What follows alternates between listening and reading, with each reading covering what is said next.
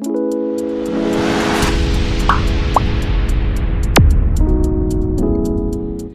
साथियों, स्वागत है हमारे YouTube चैनल जीनियस क्लासेस में। पिछली क्लास में हमने एग्रोनॉमी के टॉपिक अर्थशास्त्र के बारे में जानकारी ली थी। आज अपन इंटरेस्टिंग टॉपिक खाद मेन्यूर के बारे में जानकारी प्राप्त करेंगे। इसके बारे में जो भी जहाँ से भी क्वेश्चन बनने की कोशिश होगी वहाँ पर पूरे कोशिश बताने की कोशिश करूंगा जहाँ से भी क्वेश्चन बनते हैं। तो सर्वप्रथम इसकी परिभाषा देखते हैं। कारखानों के बारे खाद मेन्यूर किसे कहा जाता है? तो कारखानों के बाहर तैयार किए जाने वाले, कारखानों के अंतर्गत में कारखानों के बाहर तैयार किए जाने वाले वे पदार्थ, कारखानों के बाहर तैयार किए जाने वाले वे पदार्थ जो पादपों एवं जंतुओं के उत्पाद के प्राकृतिक अपघटन से, पादपों एवं जंतुओं के उत्पाद होंगे, उनके जो प्राकृतिक अपघटन से प्राप्त होते हैं तथा फसलों को पोषक तत्व प्रदान करते हैं, उन्हें क्या कहा जाता है? खाद या मेन्यूर कहा जाता है। जो जंतु एवं पादप होते हैं उनके जो प्राकृतिक अपघटन होता है, जंतु एवं पादपों के उत्पादों का प्राकृतिक अपघटन, जैसे जंतु की चमड़ी हो गई, जो भी चीज होगी, तो मरने के बाद जो प्राकृतिक रूप से जो अपघटन होगा वो किसके रूप में आएगा? खाद के रूप में या मेन्यूर के रूप में आएगा। जंतुओं से, पादपों से जो मतलब पत्तियां हो गई, पत्तियों का जो कचरा होगा, पत्तियों से जो खाद तैयार की जाएगी, प्राकृतिक रूप से जो अपघटन होगा वो क्या कहलाएगी? खाद कहलाएगी या मेन्यूर कहलाएगी। इसके अंतर्गत जैसे गोबर की खाद आ गई, गोबर की खाद में क्या जंतुओं से प्राप्त उत्पाद है, तो जंतुओं से प्राप्त उत्पाद का क्या गोबर की खाद तैयार की जाती है, तो ये क्या है? खाद मेन्यूर है। हरी खाद आ गई, हरी खाद में क्या होता है कि जो फसल होती है उसकी पुष्पन अवस्था में ही उसको कल्टीवेशन करके दबा दिया जाता है, तो वो क्या हो गई? हरी खाद होगी। वो भी क्या आ गई? पादपों का उत्पाद हो गया। तो इसके एग्जाम्पल हो गए। खाद क्या है? एक संस्कृत भाषा का शब्द है। क्या है? एक संस्कृत भाषा के शब्द खाद्य से लिया गया है। खाद शब्द संस्कृत भाषा के शब्द खाद्य से लिया गया है, जिसका अर्थ होता है भोजन। जिसका अर्थ क्या होता है? भोजन होता है। खाद्य शब्द संस्कृत भाषा के शब्द खाद्य से लिया गया है। खाद शब्द संस्कृत भाषा के खाद्य से लिया गया है, जिसका अर्थ होता है भोजन। अब आगे चलते हैं। जनसंख्या की दृष्टि से मृदा के अंतर्गत जो जीव पाए जाते हैं, जनसंख्या की दृष्टि से मृदा के अंतर्गत जो जीव पाए जाते हैं उनमें सबसे जो अधिक जीव पाए जाते हैं बैक्टीरिया आ गई। बैक्टीरिया के बाद में ऑर्डर क्रम में एक्टिनोमाइसीटीज आएंगे। एक्टिनोमाइसीटीज के बाद में कवक है। ये ऑर्डर क्रम है इसका। सर्वप्रथम बैक्टीरिया, फिर एक्टिनोमाइसीटीज, फिर कवक आ गए। फिर आगे भार के आधार पर, जीव भार के आधार पर, वजन के आधार पर जो इनके जो जंतु मृदा में पाए जाने वाले जंतुओं का जीव भार के आधार पर ऑर्डर क्रम देखेंगे तो सर्वप्रथम कौन आएंगे? कवक आएंगे, फिर एक्टिनोमाइसीटीज, फिर आगे बैक्टीरिया। तो बैक्टीरिया क्या है? जीव भार के अंतर्गत सबसे लास्ट में चला जाता है, और जो ये है कवक है वो कहाँ पर आ जाता है? फर्स्ट में आ जाता है। तो जनसंख्या के आधार पर तो बैक्टीरिया सबसे ज्यादा है, फिर एक्टिनोमाइसीटीज, फिर कवक आ गए। जीवभार के आधार पर पहले कवक, फिर एक्टिनोमाइसीटीज और फिर बैक्टीरिया है। खाद मेन्यूर में हम अगले टॉपिक की बात करते हैं। तो अगला टॉपिक अपना खाद के लाभ। खाद के लाभ है advantage of manure. Advantage of manure में सर्वप्रथम को पहला पॉइंट है मृदा की भौतिक, रासायनिक और जैविक दशाओं में सुधार करता है। क्या करता है? खाद डालने से जो मृदा की जो भौतिक दशा होगी, जैविक और रासायनिक दशा, तीनों दशाओं में क्या करता है? खाद उनकी दशाओं में सुधार करता है। इसके कोई भी साइड इफेक्ट नहीं होते। जैसे यूरिया डालेंगे तो यूरिया का क्या है? मृदा के ऊपर कुप्रभाव पड़ता है, लेकिन जो खाद होते हैं, मेन्यूर होते हैं, इनमें कोई भी दुष्प्रभाव नहीं पड़ता है। और जो खाद प्राकृतिक, भौतिक, रासायनिक और जैविक दशाओं में क्या होता है? सुधार होता है। फिर मृदा की क्या होती है? जल धारण क्षमता और रंध्रावकाश में वृद्धि होती है। खाद का जो खेत में प्रयोग करते हैं उससे जल धारण क्षमता बढ़ती है। मृदा की जो जल धारण कैपेसिटी होती है वो बढ़ती है। रंध्रावकाश में वृद्धि होती है। खादों के प्रयोग से मृदा का स्थूल घनत्व या बल्क डेंसिटी कम होती है।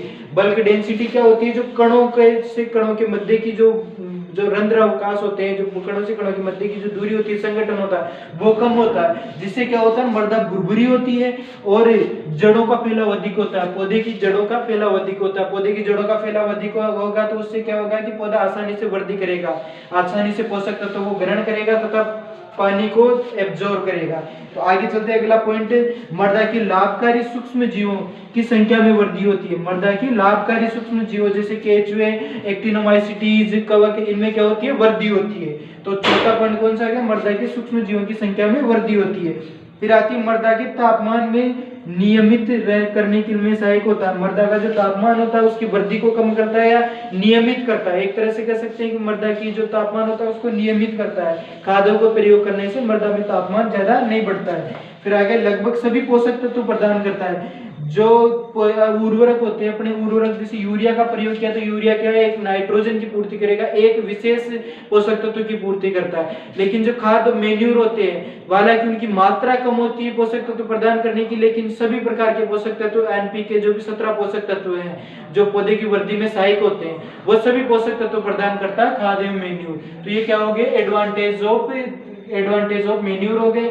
ये क्या होता है, भौतिक, रासायनिक और जैविक दशा में सुधार करता है, मृदा की जल धारण क्षमता को बढ़ाता है, रंध्रावकाश को बढ़ाता है, और जो इसकी स्थूल घनत्व बल्क डेंसिटी होती है उसको कम करता है जिससे मृदा भुरभुरी होती है और जड़ों का फैलाव भी बढ़िया होता है इसका। फिर आता है मृदा में लाभकारी सूक्ष्म जीवों की संख्या में वृद्धि होती है। मृदा की जो लाभकारी सूक्ष्म जीव उनकी संख्या के अंदर भी वृद्धि होती है। मृदा तापमान में नियमित करते हैं और जो लगभग सभी पोषक तत्व प्रदान करते हैं। लगभग क्या है, खाद में सभी पोषक तत्व पाए जाते हैं। अगले टॉपिक में हम बात करते हैं खादों के वर्गीकरण की। खादों का वर्गीकरण मुख्यतः दो प्रकार से किया गया है। खादों का वर्गीकरण मुख्यतः दो प्रकार से किया गया है। एक तो स्थूल खाद या इसे कहते हैं भारी खाद, एक सांद्रित खाद इसे कहते हैं हल्की खाद। तो इनका जो डिफरेंस किस बेस पर किया गया है, मोस्टली जो इनका डिफरेंस किया गया है, जो दो भागों में वर्गीकृत किया गया है वो कार्बन के आधार पर किया जाता है, जिसमें कार्बन की अधिक मात्रा होती है। जैसे स्थूल कार्बनिक खाद, ये क्या स्थूल में इसमें कार्बन की मात्रा ज्यादा होती है, सांद्रित खाद में कार्बन की मात्रा कम होती है। जैसे नॉर्मल उदाहरण के तौर पर हम समझे तो जैसे पेड़ पौधों के उत्पाद, मानव उत्पाद से बनाया हुआ खाद तो क्या हो गया, कार्बनिक खाद हो गया या स्थूल या भारी खाद हो गया।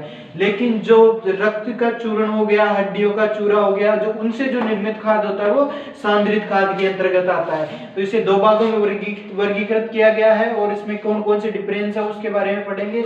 अगर पोषक तत्वों की प्रतिशत मात्रा कम होती है, जो सांद्रित जो स्थूल खाद होती है, स्थूल खाद में क्या होती है, पोषक तत्वों की प्रतिशत मात्रा क्या होती है, कम होती है, पोषक तत्वों की प्रतिशत मात्रा कम होती है। और जो सांद्रित खाद होती है इसमें पोषक तत्वों की प्रतिशत मात्रा अधिक होती है।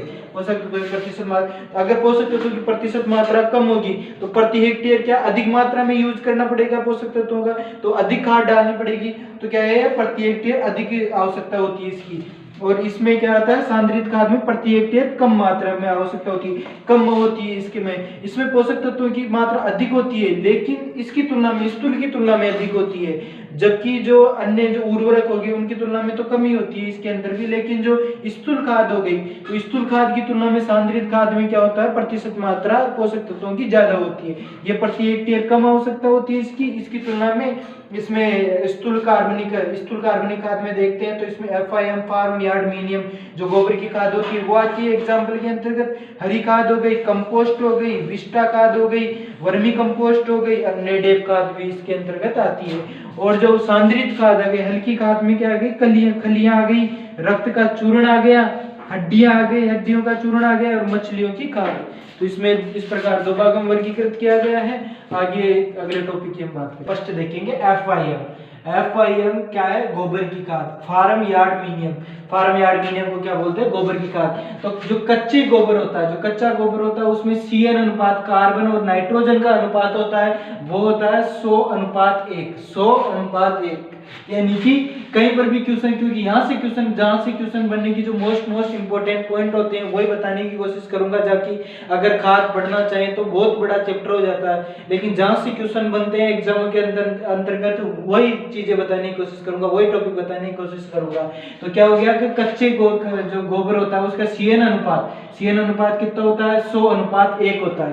फिर आते हैं अच्छी तरह सड़ी हुई खाद, जो गोबर की खाद तैयार की जाती है अच्छी तरह सड़ी हुई होती है। कच्चे में तो CN अनुपात, कार्बन का अनुपात ज्यादा होता है, 100:1 होता है, जबकि अच्छी तरह सड़ी हुई गोबर की खाद में 20:30:1 होता है, 20:30:1 होता है। फिर आ जाइए आप गोबर की खाद बनाने की विधियां। गोबर की खाद बनाने की कितने प्रकार की विधियां हैं, तो मोस्टली क्या है, 4 प्रकार की विधियां आती है। कितने प्रकार की विधियां, 4 प्रकार की विधियां। फर्स्ट आता है 4 प्रकार की विधियों में सामान्य प्रचलित विधि। सामान्य प्रचलित विधि के अंतर्गत क्या होता है? सामान्य प्रचलित विधि, पहले विधियां देख लेते हैं। संशोधित गड्ढा विधि, सामान्य प्रचलित विधि, संशोधित गड्ढा विधि, ट्रेंच विधि या खाई विधि। ट्रेंच या खाई विधि कहते हैं इसे, ढेरी विधि या दीप विधि कहते हैं इसको। तो 4 भागों में वर्गीकृत किया गोबर की खाद बनाने की विधियों को। फर्स्ट आ गई सामान्य प्रचलित विधि, फिर आगे संशोधित गड्ढा विधि, फिर आगे ट्रेंच विधि या खाई विधि, फिर आगे ढेरी विधि या दीप विधि। तो अब फर्स्ट देखते हैं अपन इसको, सामान्य प्रचलित विधि। सामान्य प्रचलित विधि में क्या होता है कि जैसे अपन गांव में अक्सर देखते हैं, जो सामान्यतः जो गोबर की खाद होती है, जो गोबर को उठाकर उस जो भी कूड़ा करकट जो भी हो उसको एक जगह के ऊपर ढेरी लगा देते हैं, एक जगह के ऊपर पटक देते हैं, फिर बाद में जैसे ही उसी खाद को वापस से ट्रॉली में भरकर खेतों के अंतर्गत पटक देते हैं।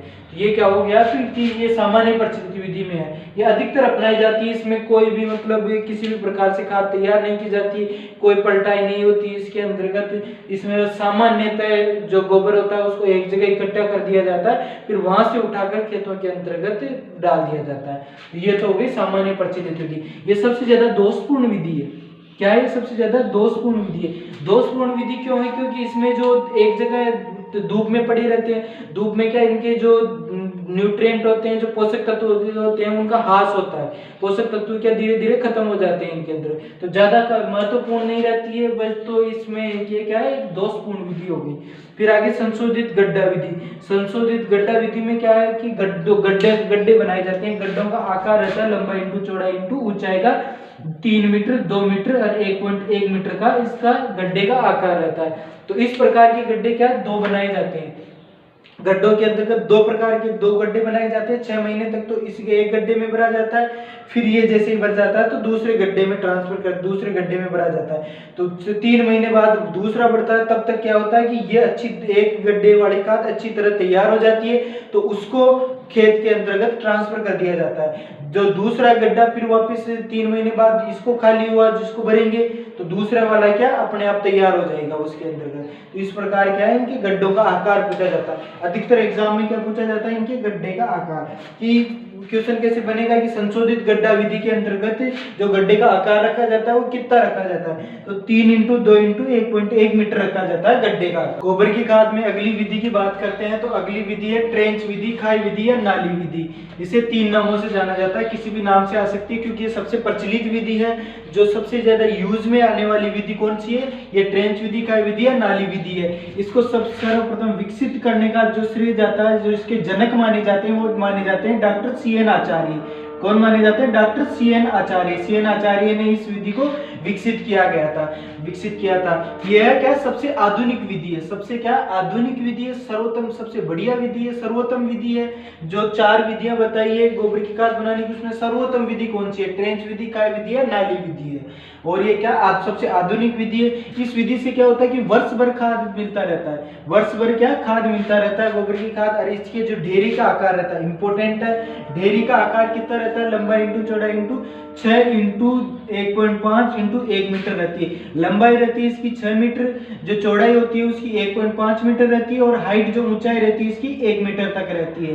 तो ये इसके गड्ढे का आकार रहता है। और जो सबसे इंपॉर्टेंट इसमें एक तो गड्ढे का आकार पूछा जाता है किस उनके अंतर्गत, और एक पूछा जाता है CN आचार्य। किसने विकसित की इस विधि को? CN आचार्य ने इस विधि को प्रचलित किया है। यह सर्वप्रथम जो खोज की थी वो डॉक्टर CN आचार्य ने इसकी खोज की थी। इसमें क्या होता है कि जो ट्रेंच विधि है, खाई विधि है, इसमें 6 मीटर की नालियां बनाई जाती है, फिर उसको 2 डिवाइडेशन किए जाते हैं, जिसमें एक के अंतर्गत के खाद डाली जाती है पहले 6 महीने तक, तो उसमें पूरा भरने के बाद में उसको ढक दिया जाता है, दूसरे के अंतर्गत खाद डाली जाती है। तो ये उसमें क्या जब तक उसमें वो भरता है तब तक इसमें खाद तैयार हो जाती है पहले वाले गड्ढे में। तो उस गड्ढे को क्या वो जो खाद तैयार होती है उसको वहां पर ट्रांसफर कर दिया जाता है। उसके बाद में फिर आता है कि दूसरा जो गड्ढा होता है उसको फर्स्ट वाले को भरते हैं और दूसरे वाले की तब तक खाद तैयार हो जाती है। इस प्रकार क्या होता है कि वर्ष भर खाद मिलती रहती है। इसमें क्या होता है वर्ष भर खाद मिलती रहती है। फिर चौथी विधि पर आ जाती है ढेरी विधि या दीप विधि, जिसमें क्या होता है सर्वाधिक नाइट्रोजन का ह्रास इसी विधि में होता है। और सर्वाधिक दोषपूर्ण विधि कौन सी है? ढेरी विधि या डेयरी विधि या डीप विधि। इसमें क्या होता है कि जगह जगह डेयरियां कर जाती है, खेत में डेयरियां करते हैं, उसमें क्या नाइट्रोजन और धूप की वजह से नाइट्रोजन का सर्वाधिक ह्रास होता है। फिर आते हैं गोबर की खाद। खाद में जो एनपीके की मात्रा होती है वो कितने तक होती है? तो एनपीके की मात्रा होती है 0.5%, जो फास्फोरस होती है वो होता है 0.25% और जो पोटेशियम होता है 0.5%। तो इसे सीधा याद रखने का तरीका ये भी है, आधा चौथाई आधा, आधा चौथाई और आधा। एनपीके की मात्रा क्या होगी? आधा चौथाई आधा। इस तरीके से हमें इसे सीधा याद रखा जा सकता है। गोबर की खाद बनाने की चारों विधियों के बारे में जानकारी हासिल कर ली थी। अब आगे चलते हैं अपन गोबर की खाद बनाने में जो नाइट्रोजन की हानि होती है वो किस रूप में नाइट्रोजन की हानि होती है उनके बारे में अध्ययन करेंगे। तो फर्स्ट आता है वाष्पीकरण। वाष्पीकरण को वोलाटिलाइजेशन भी कहते हैं, वोलाटिलाइजेशन भी कहते हैं। इसको क्या कहते हैं? वोलाटिलाइजेशन। नया नाम जुड़ गया तो नए नाम के आधार पर एनसीईआरटी में नए नाम भी सम्मिलित किया गया है, तो इससे भी पूछा जा सकता है। वाष्पीकरण तो सब जानते हैं पर वोलाटिलाइजेशन बहुत कम जानते हैं, तो वोलाटिलाइजेशन इस वर्ड पर ध्यान देना। वोलेटिलाइजेशन में क्या होता है कि NH3 अमोनिया के रूप में नाइट्रोजन की हानि होती है। क्या होती है? अमोनिया के रूप में नाइट्रोजन की हानि होती है, जिसे जिप्सम सुपरफास्फेट के प्रयोग से कम किया जा सकता है। जिसे क्या किया जा सकता है? या तो जिप्सम का प्रयोग कर सकते हैं कम करने के लिए, या फिर सुपरफास्फेट का प्रयोग कर सकते हैं इसे कम करने के लिए। तो इसमें क्या होता है कि जो वाष्पीकरण अपन जो गोबर की डेयरी लगाते हैं उनमें वाष्प जो सूर्य के प्रकाश से जो वाष्पीकरण होता है उससे क्या अमोनिया के रूप में नाइट्रोजन की हानि होती है। किस रूप में होती है? क्वेश्चन ऐसे पूछा जाएगा कि जो वाष्पीकरण से जो हानि होती है वो किस रूप में होती है नाइट्रोजन की हानि? तो किस रूप में होती है? अमोनिया के रूप में, NH3 के रूप में, अमोनिया के रूप में नाइट्रोजन की हानि होती है। आगे चलते हैं विनाइट्रीकरण। विनाइट्रीकरण को क्या कहा जाता है? डिनाइट्रिफिकेशन भी कहा जाता है। विनाइट्रीकरण को क्या कहा जाता है? डिनाइट्रिफिकेशन। इसमें क्या होता है? N2 नाइट्रस ऑक्साइड के रूप में अमोनिया ये नाइट्रोजन की हानि होती है। किस रूप में होती है नाइट्रोजन की हानि? नाइट्रस ऑक्साइड के रूप में, नाइट्रस ऑक्साइड के रूप में, जिसे लाफिंग गैस भी कहा जाता है। क्या कहा जाता है इसको? लाफिंग गैस भी कहा जाता है। इसको कहा जाता है लाफिंग गैस, लाफिंग गैस भी कहता है। तो विनाइट्रीकरण जो वाष्पीकरण है उसमें तो अमोनिया के रूप में हानि होती है। विनाइट्रीकरण या डिनाइट्रिफिकेशन में नाइट्रस ऑक्साइड N2O के रूप में या लाफिंग गैस के रूप में अब नाइट्रोजन की हानि होती है। फिर आता है निक्सालन। निक्सालन या लीचिंग। इसमें क्या होता है कि पानी में घुलकर नाइट्रोजन क्या मृदा के निचले स्तरों में चली जाती है। नाइट्रोजन क्या पानी के अंतर्गत घुलकर मृदा की जो निचली सतह होती है उनमें चली जाती है। तो इस प्रकार नाइट्रोजन की हानि 3 प्रकार से होती है। नाइट्रोजन की हानि मुख्यतः गोबर की खाद बनाते हैं उनमें 3 प्रकार से होती है।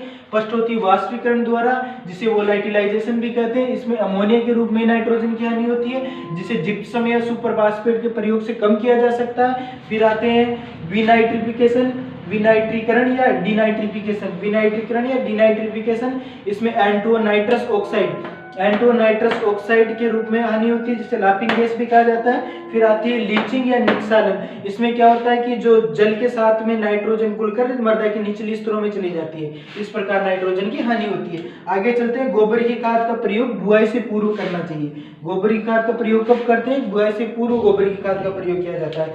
फिर फार्म यार्ड मिनिमम गोबर की खाद का प्रभाव मृदा में 3 वर्ष तक रहता है। 3 वर्षों तक मृदा में गोबर की खाद का प्रभाव रहता है। जैसे उर्वरक डालते हैं, यूरिया डालते हैं, तो उसका फसल के ऊपर जो फसल लेते हैं उसी के ऊपर प्रभाव रहता है। लेकिन जो गोबर की खाद रहती है उसके जो न्यूट्रिएंट हैं वो 3 वर्षों तक पौधों को प्राप्त होते रहते हैं। तो इस प्रकार जो गोबर की खाद होती है 3 वर्षों तक चलती रहती है। फिर आगे गोबर की खाद के प्रयोग के बाद खेत में खरपतवारों की संख्या बढ़ जाती है। ये किसकी कमी भी है कि उसमें खरपतवारों की संख्या बढ़ जाती है। जो न्यूट्रिएंट है वो अगर फसल नहीं बोएंगे तो खरपतवारों को भी मिलेंगे वो न्यूट्रिएंट। तो इस प्रकार क्या है कि खरपतवारों की ग्रोथ होगी, तो ग्रोथ से क्या खरपतवारों की संख्या बढ़ जाती है। फिर आते हैं ये कच्ची गोबर की खाद के प्रयोग से कच्ची गोबर की खाद के प्रयोग से दीमक की समस्या बढ़ जाती है। दीमक ओडेंटोटर्बस ओबेसस, जिसका बॉटनिकल नेम है, जूलॉजिकल नेम है, उससे क्या होता है कि दीमक की जो संख्या बढ़ जाती है। कच्ची गोबर का अगर प्रयोग करते हैं, जो अच्छी सड़ी हुई गोबर नहीं होती है उसका प्रयोग अगर खेत में करते हैं तो ओडेंटोटर्बस ओबेसस दीमक की संख्या बढ़ जाती है। जो फसल बोई जाती है उनको हानिकारक प्रभाव पड़ते हैं। जो दीमक होते हैं सारी फसलों पे खराब कर